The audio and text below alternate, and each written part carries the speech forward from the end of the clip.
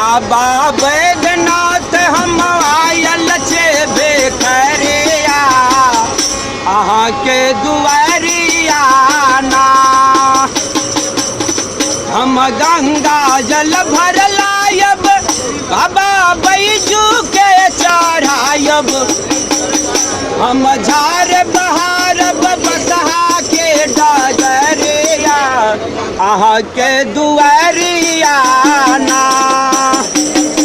कार्तिक गणपति गोद खिलायब गौरी डमरू के सरियायब बाबा सजल नयन से तकियो एक बेर हमरो पर आस करब हम तकरा पर